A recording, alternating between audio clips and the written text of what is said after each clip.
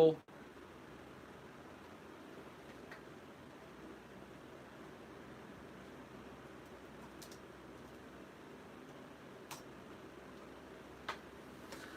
let's try this again. All right, Aaron's caught on. I did see that Ben shared the link in the other stream, so you know, let's hope things.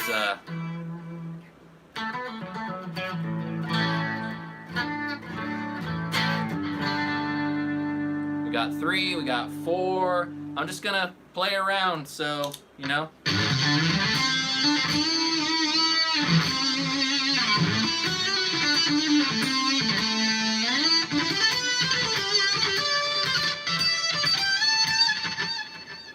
Yeah, that was fun.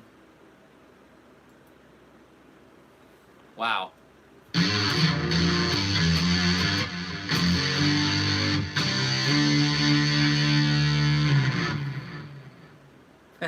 Hey Francisco, how's it going, man?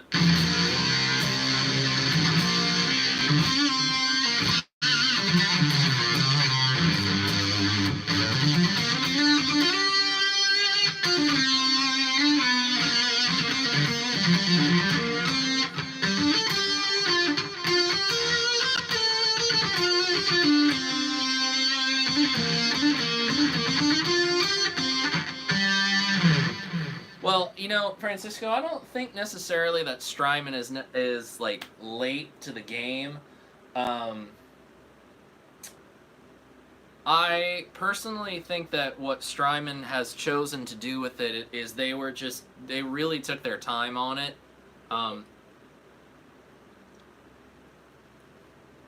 Because I get the feeling from Strymon that they're not going to do something unless they feel like they have it 100%.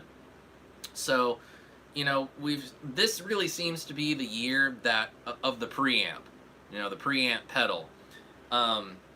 So I think what we're seeing with their option now is that the people that want Strymon's version of it are going to be ready for it.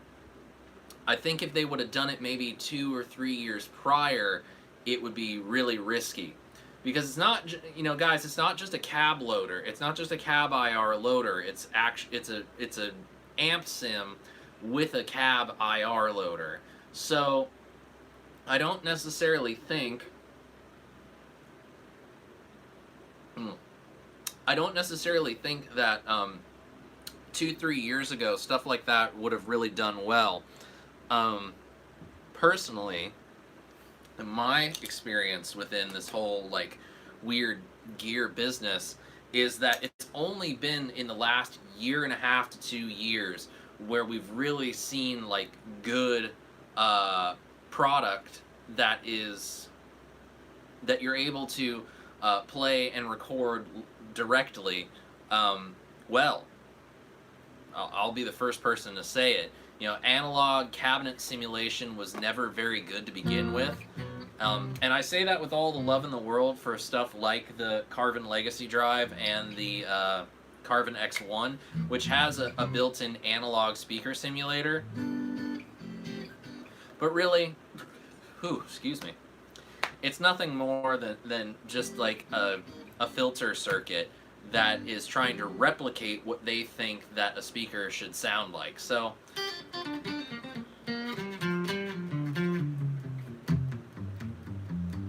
and having just played a Helix for the first time, the Line 6 Helix, I can honestly say that there are definitely points now where it feels like the Helix actually feels good.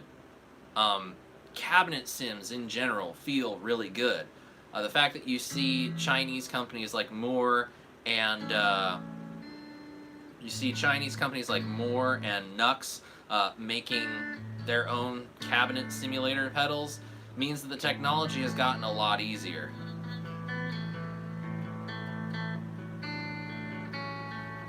Well, Ben, you have it half right. It's ginger beer.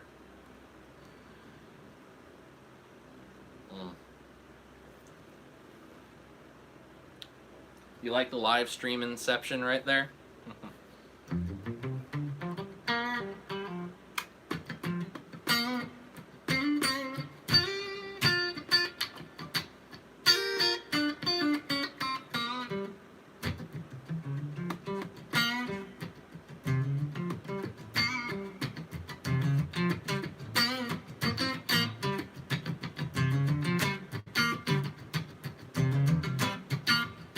You know, Francisco, you do bring up a good point. You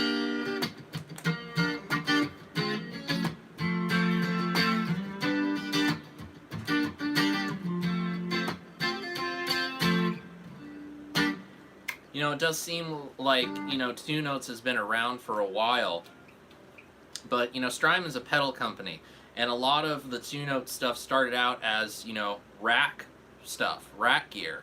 And it's taken a while to make sure that you can get as good a quality of a speaker simulation as, you know, we can get these days into that platform. Yes, I know it's digital, but even digital technology, I mean, just look at cell phones in general.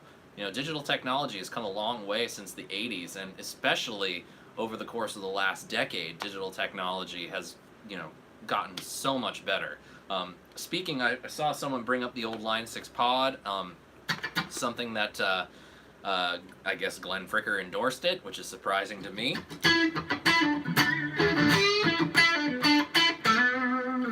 Is I actually talked to a guy who works at Line 6 at the LA Amp Show.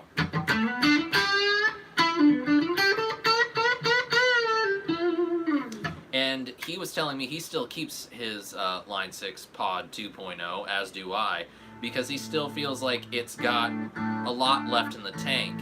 And recently, Trey Xavier from Gear Gods did a shootout of like all the modern, you know, modeling options, from, you know, the Helix to the Axe effects and the Kemper and all that kinds of crap.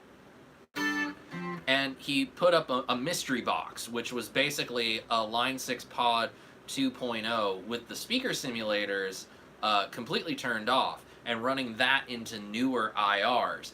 And I gotta say, like, speaker simulation technology from that unit, which I bought in like 2003, 3, something like that, to now, it was like the Line 6 Pod 2.0 can still keep up with these newer pieces of technology, as long as you pair it with a good quality speaker simulator. So I don't think anybody that is doing like speaker simulator is going to be necessarily late to the game, because there's going to be a core group of people out there that are going to want their take on it. But IRs are, and speaker simulation are definitely here to stay, and that's not a bad thing at all.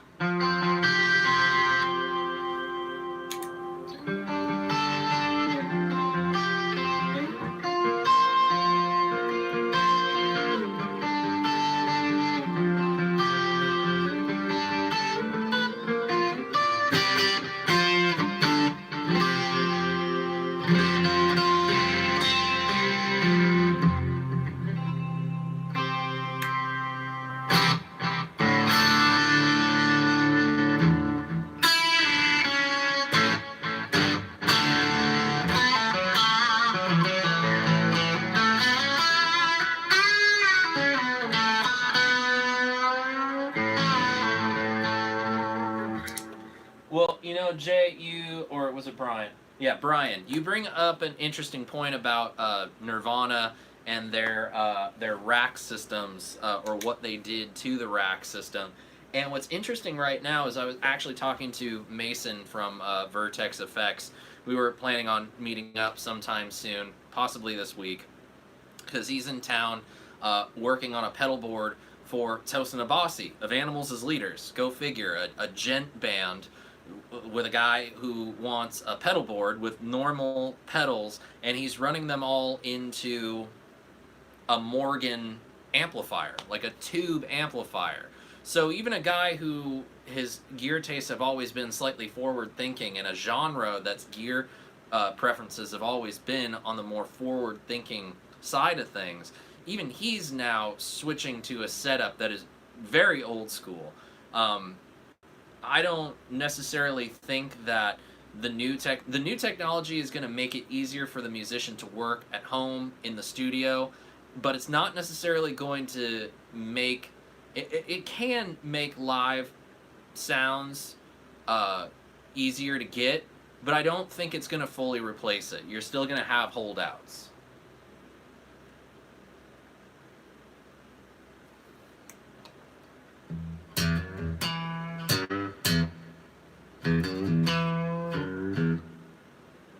Now I can see how cool you looked 20 seconds ago.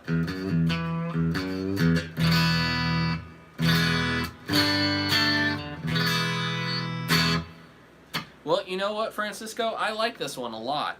The fretwork on this, like the fret edges, are a lot better trimmed and rolled than the Fusion model. And I like this one a little bit more because it has kind of it's got its own little unique flavor, you know? It's not your standard fare. It's not something that I have in my own collection. You know, the pickups have got a little twang to them.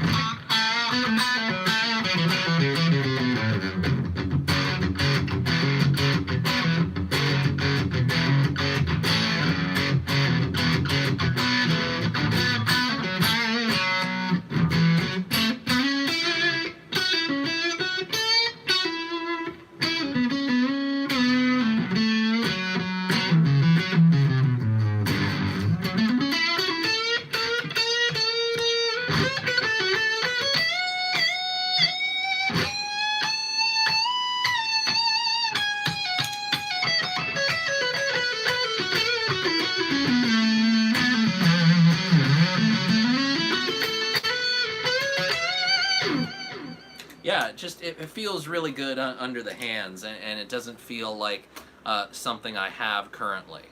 So I like it a lot.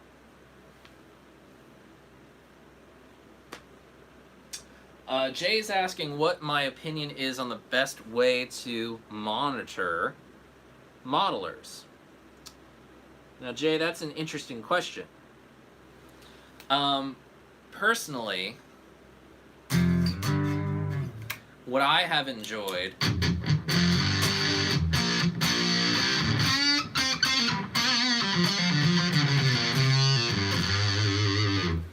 what I've really been enjoying getting to know and doing when it comes to modelers and preamps of anything like that is I've really enjoyed plugging things into a tube power amp and just running speaker cab for it, because it's familiarity and it's flexibility. It's kind of the best of both worlds. However,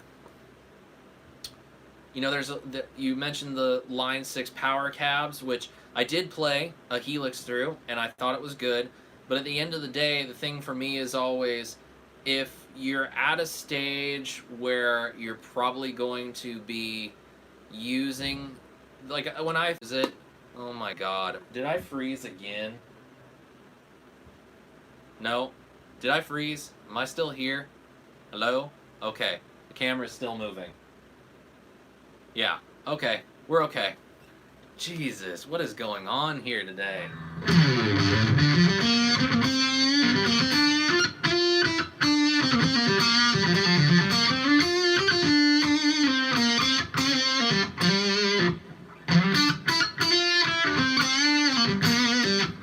See, the thing for me about monitoring modelers is that I would just be it would be a silent stage situation, so I would just be hearing it in in-ears, and that's kind of what I would want to do anyway.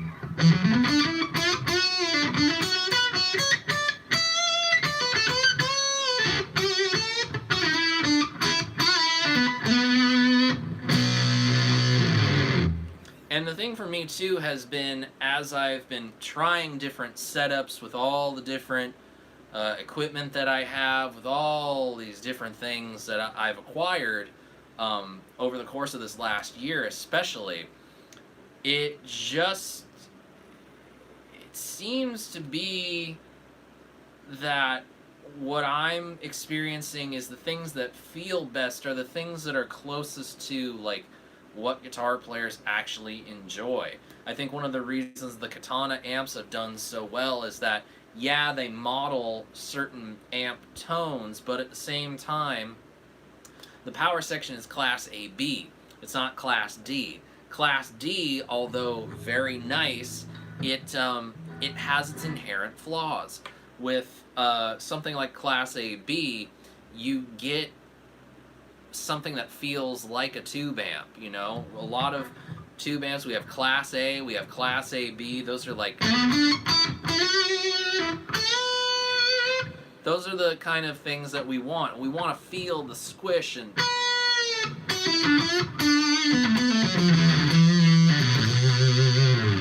You know, we want to feel stuff like that.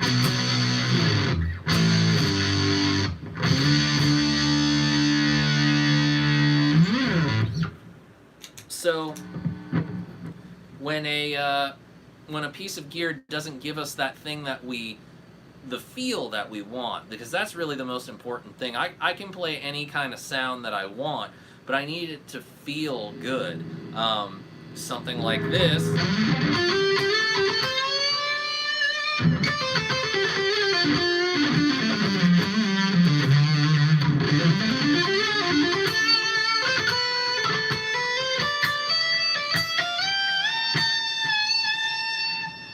Should feel just as good as playing a sound like this.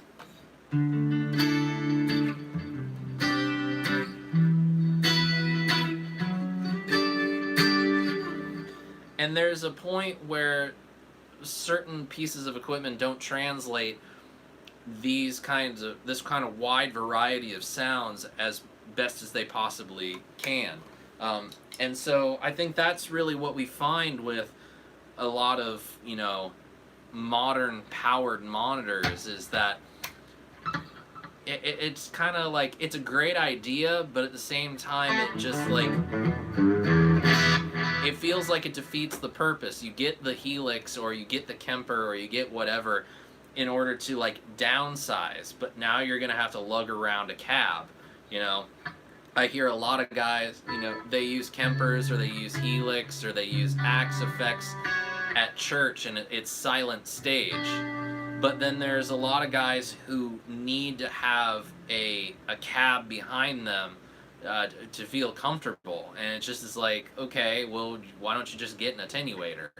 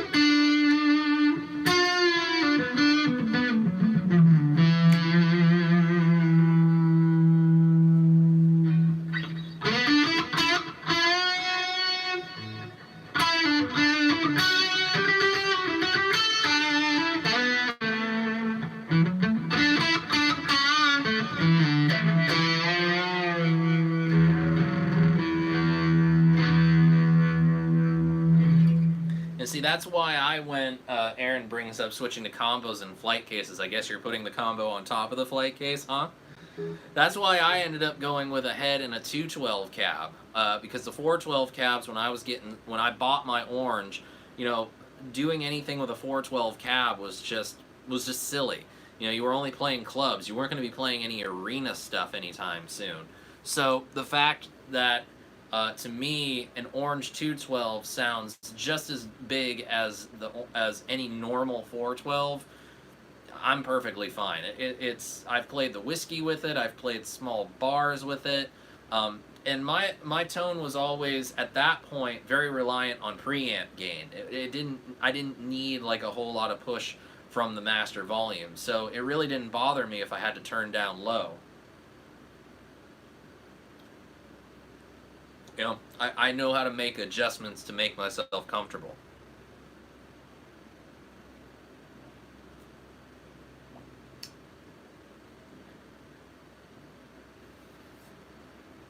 Great, now we're getting into the nerdy specifics of, I can't do this because tone.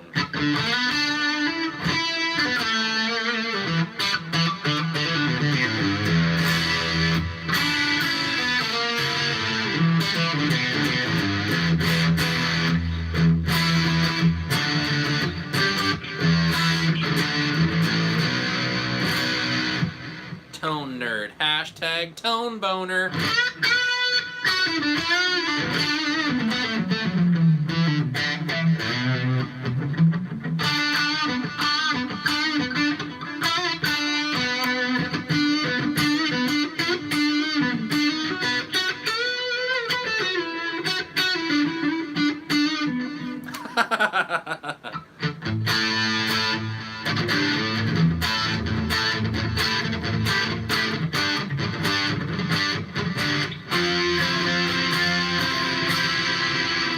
Too much information about my moderators.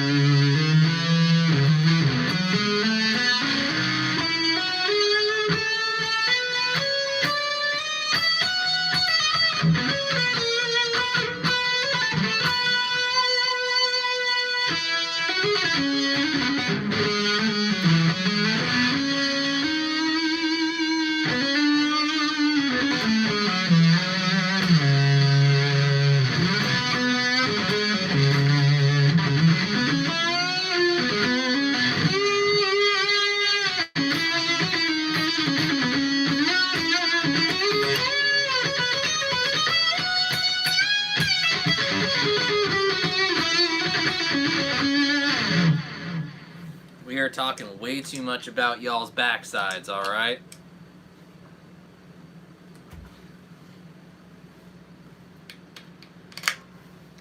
Let's see, I think I got a song for that.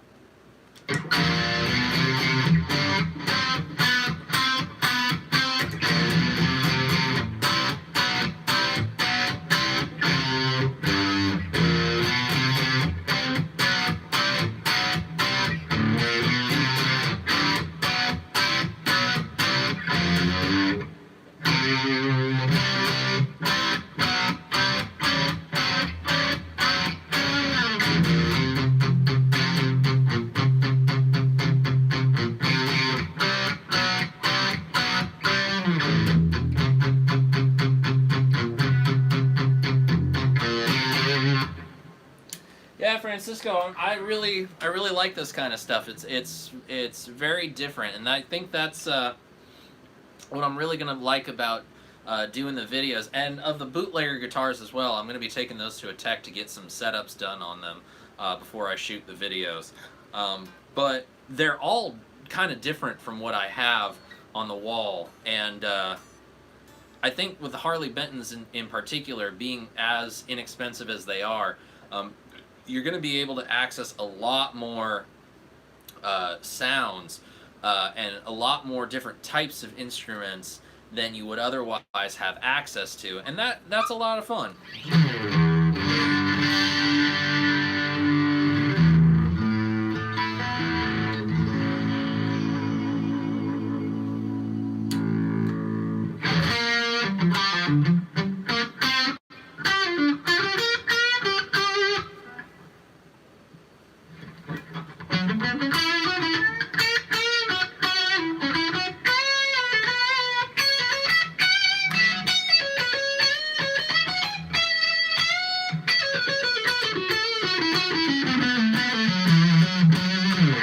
Brian, I will get a Strat when somebody wants to give me one, or I have the money and I don't have the money for it.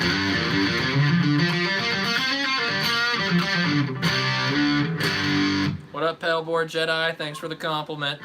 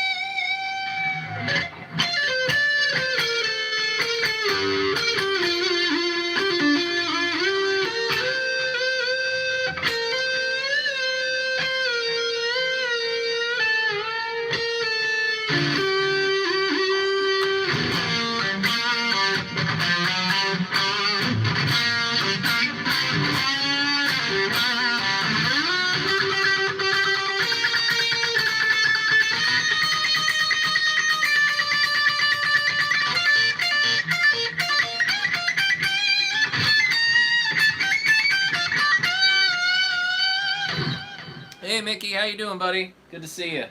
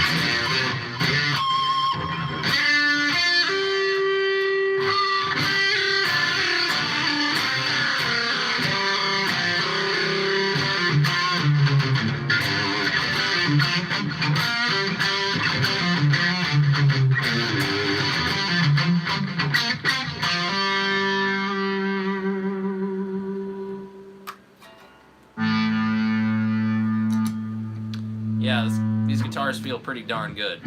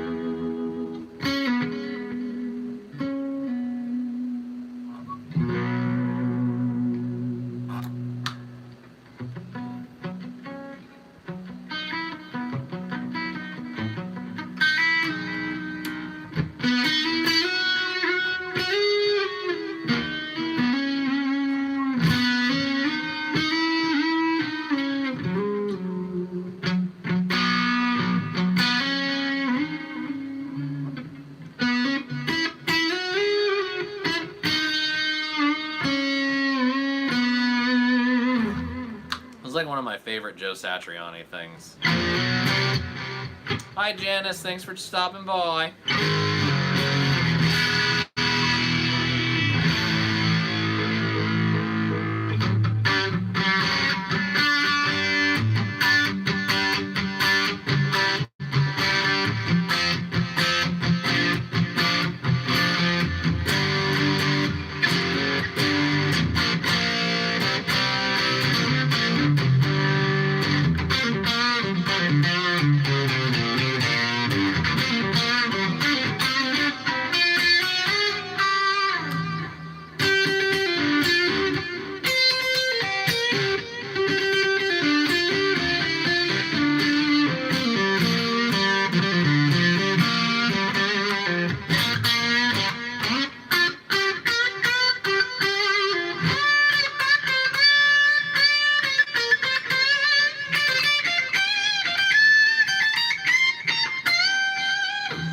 Yeah, these feel really good. Very surprising kind of thing going on.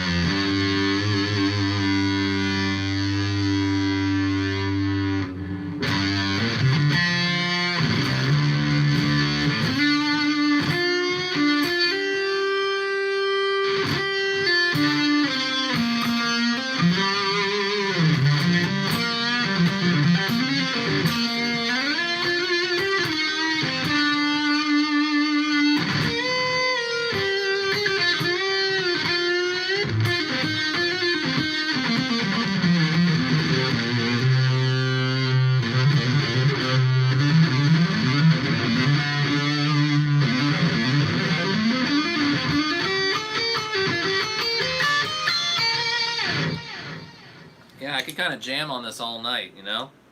It's a lot of fun. But I'm not going to jam on this all night.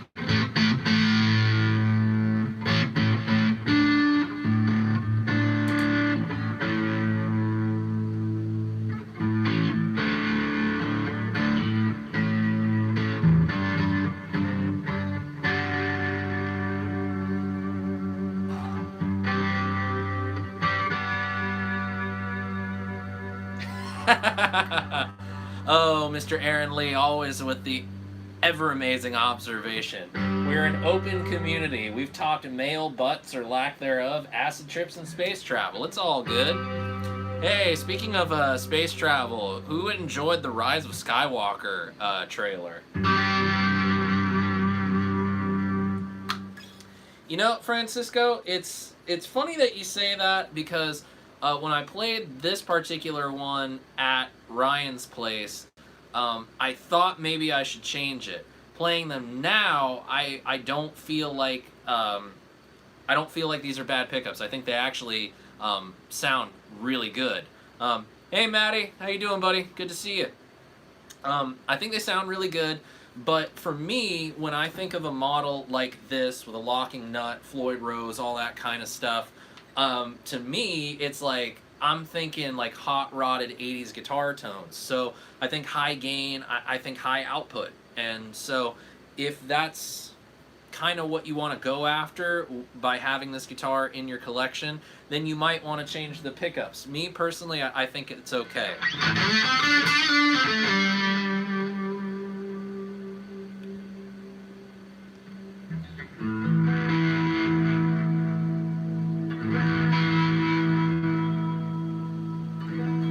Yes, pedalboard Jedi. Oh my god, C3PO. I'm not crying, you're crying.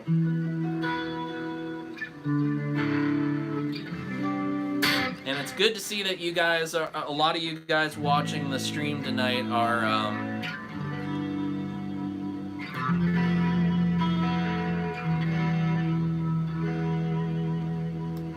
excited about it, because I know too many butthurt fanboys.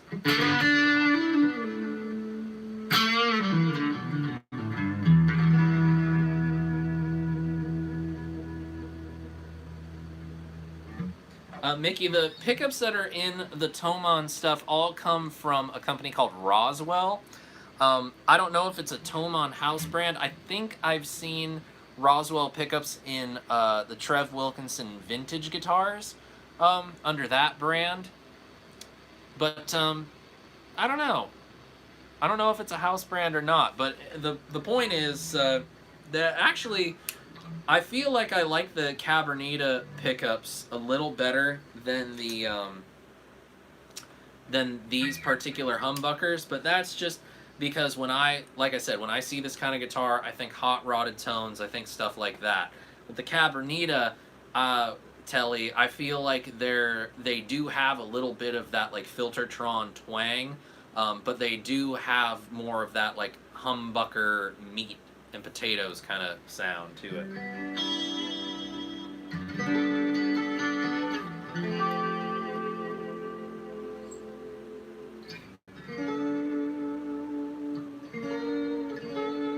Ah, thank you, Ben.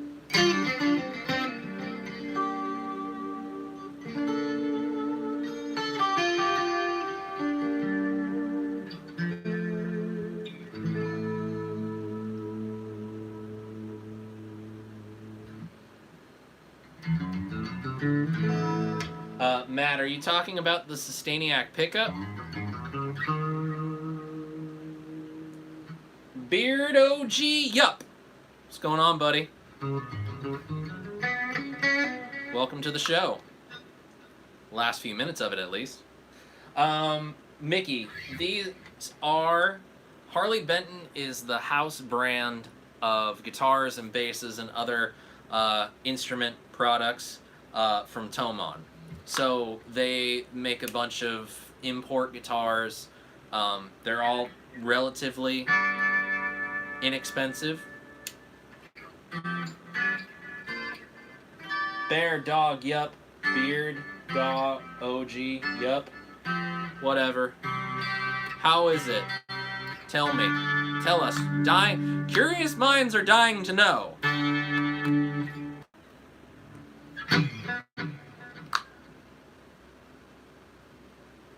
How's it now? We okay?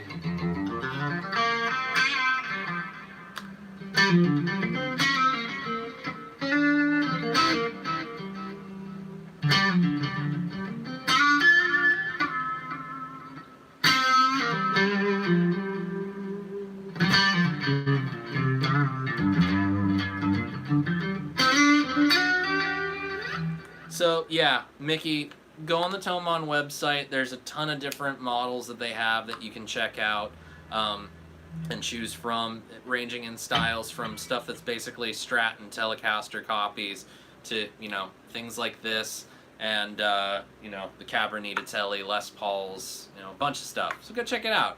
There's a lot of stuff.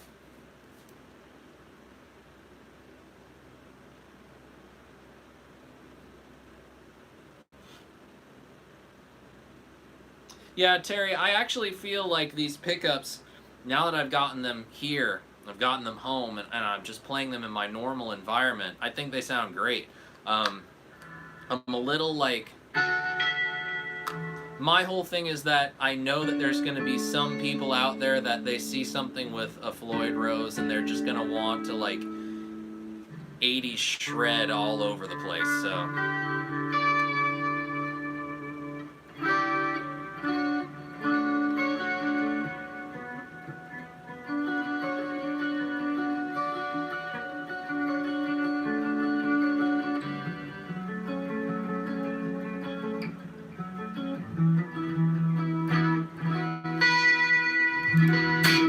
There is a model coming out with a Wilkinson trim, though, that I like a lot, so I would like to check that one out eventually.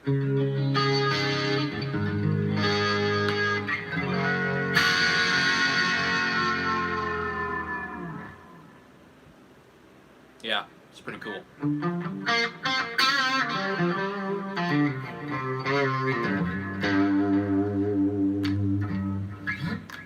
Alright. We're going to do another 5-minute round to kind of make up for the fact that we've had so many technical issues here tonight. So if you got any questions, get them in while you can. And I'm going to kind of give you a little idea of some of the things that I've found kind of enjoyable with the stuff.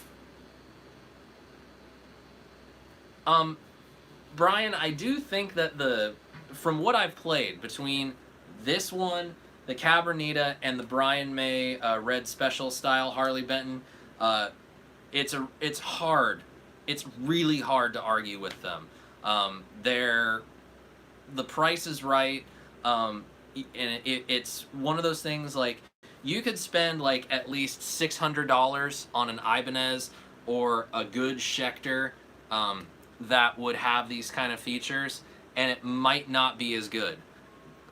So for half the money, you can take the risk of trying it out and seeing if it works for you. If you don't like it, just flip it and sell it. As far as I'm concerned, the community for people that like Harley Bentons is pretty big.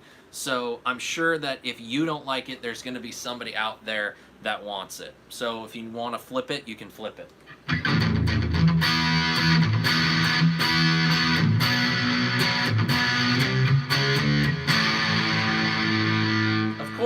Of course it's a Chris Jericho shirt.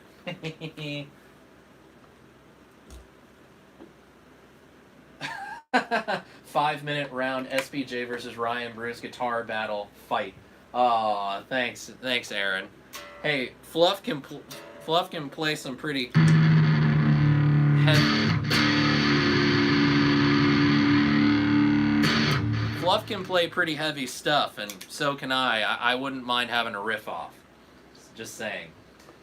Any clue on the Echoes ETA for purchase and cost? No idea. Absolutely none. So.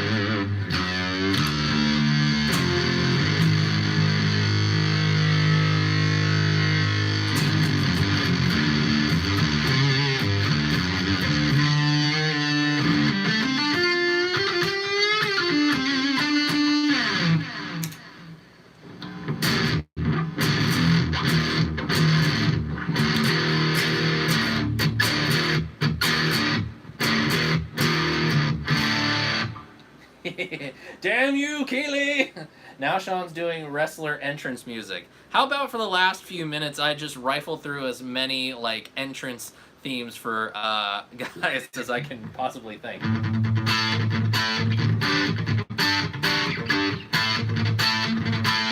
Yeah, Jay, I did see that.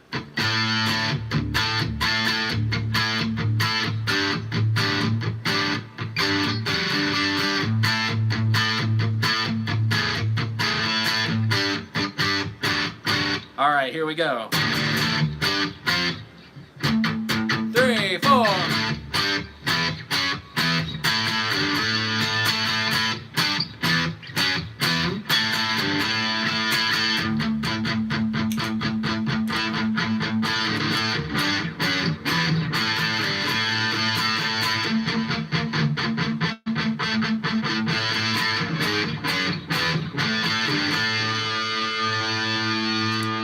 And we got another one.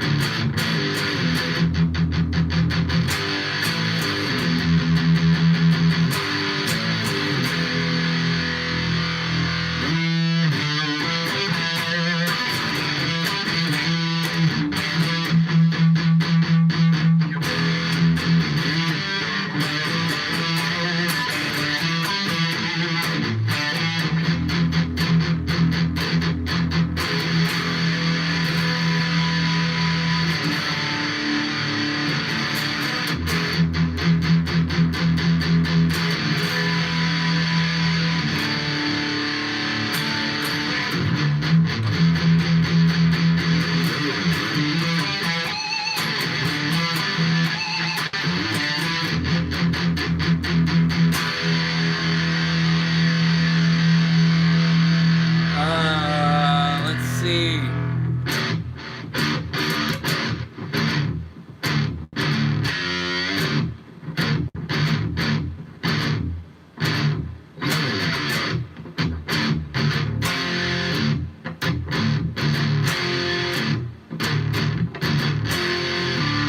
See you later, Ben.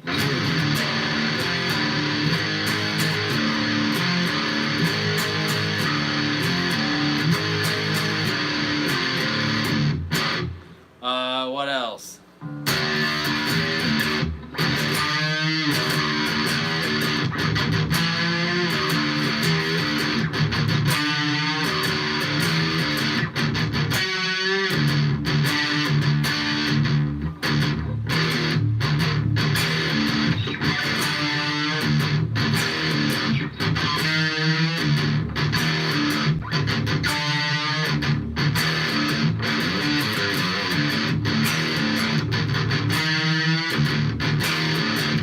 Gotta work on the Stone Cold one.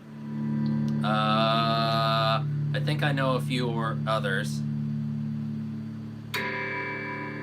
Nope, I'm out of them. Well, there you go. I got a few in. I hope you guys enjoyed that little bit of nonsense. It was awesome to see you guys all here. I hope you guys enjoyed yourselves and had a good time. Thanks for putting up with the technical issues. I guess I need to make a call to my internet service provider and see what the hell is going on here, because that shouldn't be happening. We've had some pretty good success with our streams over the course of the last year or so, and this is a no-go. But anyway, I just want to say a big thanks to all of you guys for tuning in, coming over from the other stream for the technical difficulties. It really means a lot to me that you guys tune in. Next week, we are going to be doing a little special Halloween live stream, I have decided, and next week, you guys helped me get there, so we are going to be doing it, and it is a Halloween special, and we're going to be giving away the skeleton wah from Morley. So here's what I would like you guys to help me do for next week's live stream. I'm going to be starting to promote it on Monday, so I would like for you guys to invite as many people as possible to join me here on the channel Thursday night, 8:05 Pacific time, for the Halloween live stream. If you are home, you'll have a chance to win the DJ Astra Morley Skeleton Mini Wah. As much as you can get people here, everyone who will be watching live and subscribe to the channel has the ability to win the pedal, so please do help out with that. Aaron, get with me tomorrow or in a little bit, and we'll kind of talk over some specifics. Probably better if we wait towards the weekend. But guys, thank you so much for joining me. Please help spread the word about the show and get some more people on here. We're going to have a lot of fun next week, and we're going to have some more fun as we close out the year. So until next time, my friends, remember, next week, Halloween special, same bat time, same bat channel. I'm Sean Pierce Johnson, and I wish you all out there great tone and happy stomping. Cheers, everybody. Have a good night. I'll see you next week.